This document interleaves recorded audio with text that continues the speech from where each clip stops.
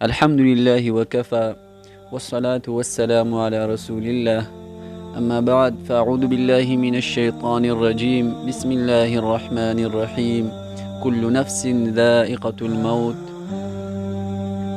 ہر انسان اور ہر نفس یہ موت کا مزہ ضرور چکھے گا،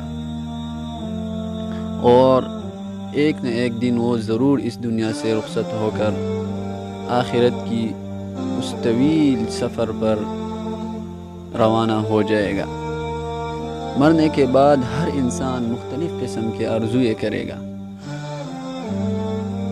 قرآن کریم میں مرنے کے بعد انسان کے 9 آرزو کا تذکرہ ہے کہ مرنے کے بعد یہ انسان 9 قسم کے آرزوئے کرے گا۔ مختلف آیات اور مختلف صورتوں میں قرآن کریم میں یہ آرزوئے مذکور ہے۔ چنانچہ پہلی آرزو یا لیتنی کنت ترابا، اے کاش میں مٹی ہوتا۔ یا لیتنی قدمت لحیاتی، اے کاش میں نے اپنی آخری زندگی کے لیے کچھ کیا ہوتا۔ یا لیتنی لم اوت کتابیہ، اے کاش مجھے میرا نامہ اعمال نہ دیا جاتا۔ یا ویلتا لیتنی لم اتخذ فلانا خلیلا، اے کاش میں فلاں کو دوست نہ بناتا۔ یا لیتنا اطعنا اللہ و اطعنا الرسول، اے کاش ہم نے اللہ اور اس کے رسول کی فرمان برداری کی ہوتی۔ یا لیتنی اتخذت مع الرسول سبیلا، اے کاش میں رسول اللہ صلی اللہ علیہ وسلم کا راستہ اپنا لیتا۔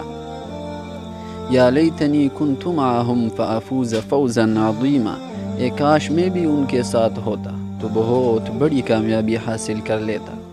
یا لیتنی لم اشرک بربی احدا، اے کاش میں نے اپنے رب کے ساتھ کسی کو شریک نہ ٹھہرایا ہوتا۔ یا لیتنا نرد ولا نکذب بآیات ربنا ونکون من المؤمنین، اے کاش کوئی صورت ایسی ہو کہ ہم دنیا میں پھر واپس بھیجے جائے اور اپنے رب کی نشانیوں کو نہ جھٹلائے اور ایمان لانے والوں میں شامل ہو۔ تو ہر انسان کو چاہیے کہ وہ موت سے پہلے موت کی تیاری کرے، پھر ان آرزوؤں سے کچھ نہیں بنے گا۔ تو ہر انسان کو چاہیے کہ موت سے پہلے موت کی تیاری کرے اور اپنے رب کو راضی کرے۔ اللہ تعالی ہم سب کو نیک اعمال کی توفیق عنایت فرمائے۔ وآخر دعوانا الحمد للہ رب العالمین۔